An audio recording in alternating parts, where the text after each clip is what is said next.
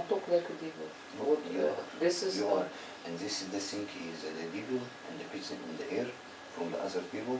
It's make you have this.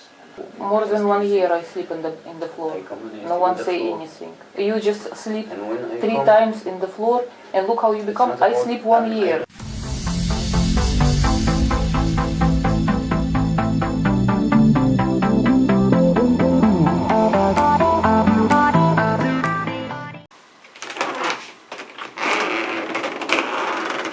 I wanna tell you, if something gonna happen with me, okay? Something bad gonna happen with you, you're gonna be guilty with this, okay? If you're gonna try to do something or whatever, or you're gonna try to take the kids, okay? People already know, okay? You make us live in pain. Open the fridge. All the time when they get, It's not about what you have. Do you have I a deal? need to get all of this. So you can. We have to get divorced. Believe me, like this, you can get. Вот сразу скажу о том, что я только что поговорила со своим мужем. Вот. Не только что утром рано. Вот. Сказала ему, что я буду подавать на развод. То есть сначала началось, как обычно, с такого неуважительного отношения, такое, начал что-то говорить. Вот потом я ему сказала, что как бы это твоя обязанность обеспечивать. И как бы со мной, без меня, будем мы женаты или не женаты, ты будешь обязан обеспечивать своих детей и оплачивать квартиру. Просто я хотела сказать то, что я не договорила, что после того, как я ему сказала, что если он попробует, если со мной что-то случится, то уже люди в курсе, адвокат уже в курсе. И что если, чем он меня всегда запугивал, что он заберет дочек и спрячет их, и я их никогда не увижу. Я ему сказала, что по египетскому закону дочери должны быть с матерью вплоть до того, как они не выйдут замуж, это по закону. И если отец каким-то образом выкрадывает дочерей, его находят в тот же самый день и сажают его в полицию. Вот. И именно строго по поводу дочек. На сына могут дать еще 2-3 дня и тоже потом заберут. Но по поводу дочек очень четко, прям в тот же день. Поедут даже в самые далекие места, разыщет полиция. Так что я говорю, у тебя никакого шанса забрать дочерей нет, тебя сразу же арестуют. Вот. И когда я ему сказала же, он сказал, что хорошо, если ты там выйдешь замуж, то я заберу их себе.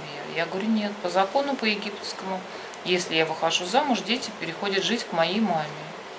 С твоей мамой я ни за что не оставлю. Я говорю, а дело не в том, что ты оставишь или не оставишь. Только если моя мама не сможет по каким-то причинам воспитывать детей, то потом они переходят к твоей маме. Но опять же не к тебе. Вот. И вот после этого, когда он всю эту информацию узнал, он сразу же перестроился и стал мне говорить, что я тебя так люблю, я так стараюсь все эти годы. Вот. А до этого он мне, до всей этой информации, он мне говорил, что я делаю, что могу. Если я хочу, я подаю деньги. Если я хочу, я не даю деньги. Я говорю, по-любому. Хочешь ты или не хочешь, это твоя прямая обязанность. Если мы с тобой разведемся, ты должен будешь давать деньги на детей, на обучение, на питание и оплачивать квартиру в том районе, где мы живем.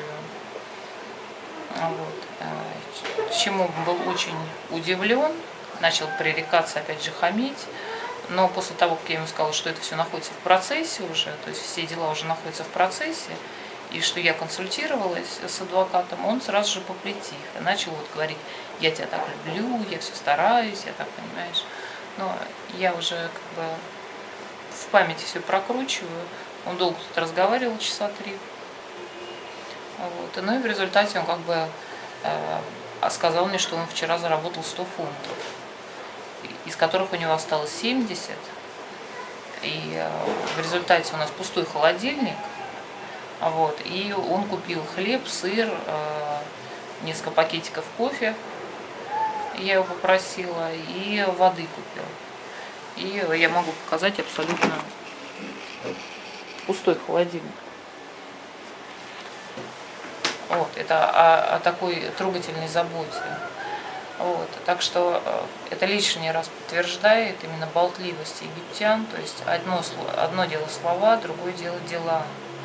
Вот. И, конечно же, пока мы с ним разговаривали, пока он разговаривал, у меня, конечно, несколько раз поступало такое ощущение, что я думаю, что нет, там, наверное, действительно так и есть, как он говорит.